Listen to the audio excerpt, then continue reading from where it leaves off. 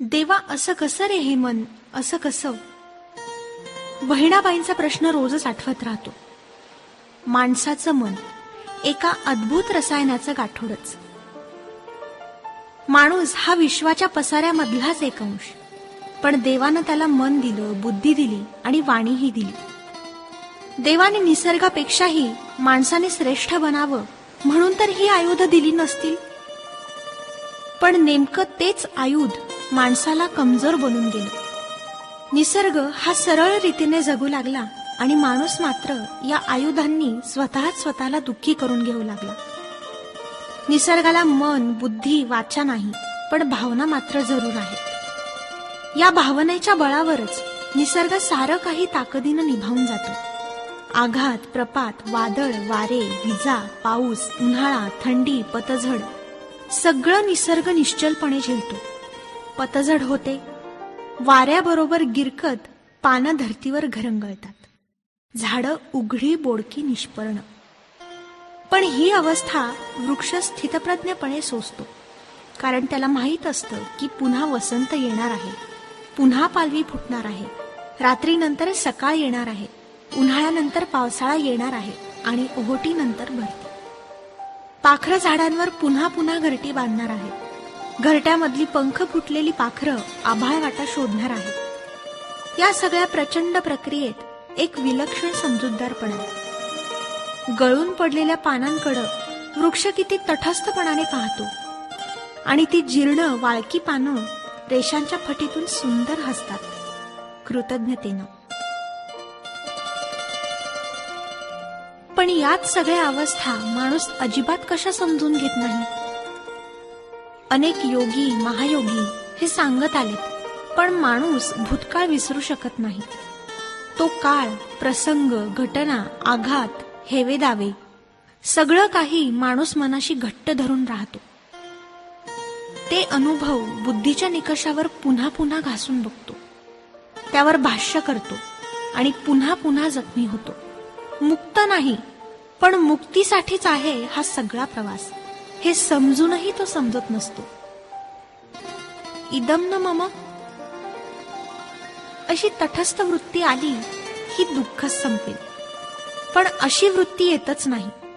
पोथ्या, पुराण, ध्यानधारणा, एकांतवास सगळं करूनही ही वृत्ती जर मूळ गाभाऱ्यातच उमटली नाही, तर पुन्हा पुन्हा आपण तिथेच उरलो आणि तेही नो दिवसहा गतहा या व्यवस्थेतच बुडून जातो. म्हणजे पुन्हा भूतकाळ. भूतकाळ कितीही प्रिय किंवा अप्रिय असो, परत थोडाच येणार आहे. हातातले वाळूचे कण बोटांच्या फटीतून निसटून किनाऱ्यावरच्या वाळूत मिसळले तर तेच कण शोधणार कसे? ते शोधणं हा वेळेचा अपव्यय आणि त्यांना त्या असंख्य वाळूच्या कणातच सोडून देणं हाच एक उपाय, वेळ सार्थकी लागण्याचा. कारण वेळ हाही पुढे पुढे धावणारा आणि पुन्हा हाती न लागणारा मौल्यवान खजिना. तो वाया घालवणं म्हणजे जीवन वाया घालवणं, दिशाहीन होणं. मलाही सगळं काही समजत होतं. गीता, ज्ञानेश्वरी, दासबोध, जे कृष्णमूर्ती माझ्या कुवतीनुसार मी समजूनही घेतलेले आहेत. पण भूतकाळाचं उदास सावट मनावरून काही केल्या उतरत नाही. विक्रम राजाच्या पाठीवरच्या वेताळासारखा हा भूतकाळ पाठीवरून उतरायला काही तयार नाही. आता हे ओझं बाळगतच, दमछाक करतच जीवनाचं गाठोडं व्हायचं, या धारणेनंच जीवन पुढे जाते. अंगणातला वाळल्या पानांचा खच मनाला अधिकच उदास करून गेला. पिंपळाची ती सुकलेली जीर्ण पानं, त्यावरची रेषांची जाळी आपल्या जीवनाचेच तर प्रतीक नाहीत ना हे?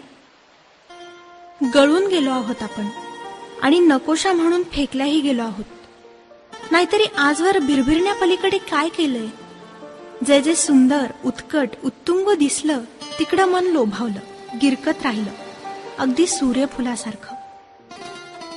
प्रकाशाकडंच मन झेपावतं, पण खरं सुख हे प्रकाशात नाही तर अंधारात आहे. अंधारातच जाणवतात जगाचे भरभरीत रंग आणि त्यांचा नकलीपणा. ही पिंपळ पानं, त्यांनीही किती कौतुकानं न्याहाळलं असेल स्वतःला. स्वतःवरचा पिवळा शेंद्री वर्ख, तन्मनातून जाणवणारी कोवळी थरथर, निमुळत्या टोकावरचं नाजूक दवबिंदूंचं टिपकणं, कोवळी सूर्यकिरणं, त्यांचे पानांवर उतरणारे रंग, मध्यान्नीचा तळपता सूर्य, चंद्रकिरणं, काळोख्या रात्रीचे किर्र एकटेपण, को जागरती असा अवकाशात घुमणारा आवाज आणि हे सगळे चिन्मय क्षण शोधताना पिंपळ वृक्षाचा असणारा बलदंड आधार. काल परवाच तर या जीर्ण पिंपळ पानांनी हे सगळं भोगलेलं आहे, अगदी आनंदानं, साक्षी भावाने रंगून.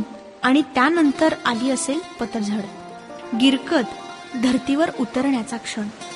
त्या बलदंड वृक्षाचा आधार सुटून खाली झेपावणं हा एकच क्षण.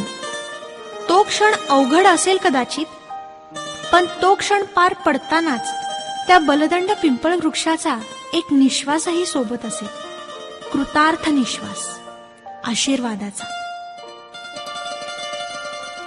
सज्जनांचा आशीर्वाद आत्मिक बळ देतो. त्या बळावरच तर मग भिरभिरत धरणीवर उतरण्याची अवस्था मजेदार बनते. दुःख कशाचं? कालच्या त्या क्षणापर्यंत तर या पानांनी सुखच सुख भोगलं. सूर्यकिरणांचं तेज आणि चंद्रकिरणांची शीतलता यांचा सोमरसपणाचं सुख, पूर्ण चंद्राला जवळून न्याहाळण्याचं सुख, तारकांशी हितगुज करण्याचं सुख, स्वतःच्याच तांबूस पिवळ्या रंगात न्हाहायचं सुख. सुखाचे प्याले असे घडोघडी रीते केले आहेत आणि आता मुक्त होण्याचा हा क्षण, ही देखील सुखाचीच घडी. अंगणात अखंड पतझड होत होती. पानं गिरकत खाली उतरत होती. अंगणात वाळल्या पानांचा खच होता. जाळी मागच्या रेषा हसत होत्या. बाजूला उघडा बोडका पिंपळ उभा होता. ऋतूची वाट पाहत की त्याचंही भान आता नाही. कितीतरी दिवस मन त्या विरल्या पानांच्या रेषातच अडकलेलं. आजूबाजूचं अंगण ओबडधोबड. कितीतरी वर्षात कुदळ न लागल्यानं जमीन कशी घट्ट झालेली. अंगणाला बंदिस्त आडोसा नाही म्हणून तर ही मोकाट जनावरं अवेळी आत शिरतात. धसमुसळेपणाने सारं काही उजाड करून जातात. हे टाळायचं तर कुंपण हवं अंगणाला, मनाला, आणि त्याला एक बलदंड असा आडणाही हवाच. तरच हे आत बाहेर झिलपाटणं थांबेल.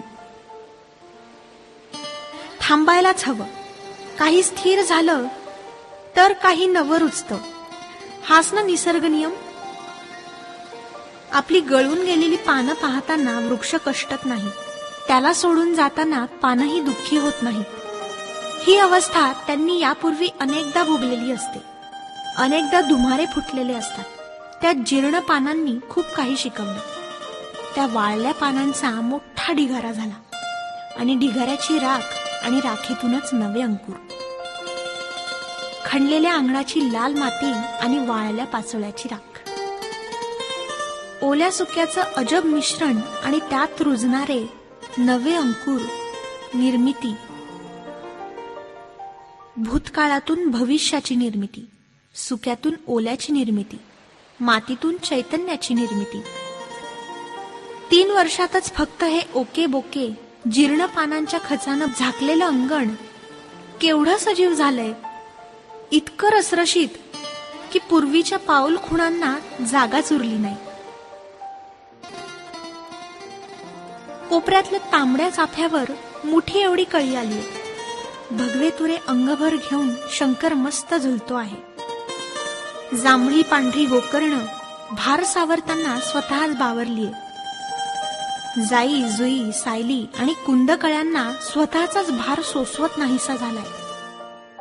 प्राजक्त नुकताच रुजतोय, पण पुढच्या वर्षीच अंग प्रत्यंग फुलांनी ओघळू लागेल.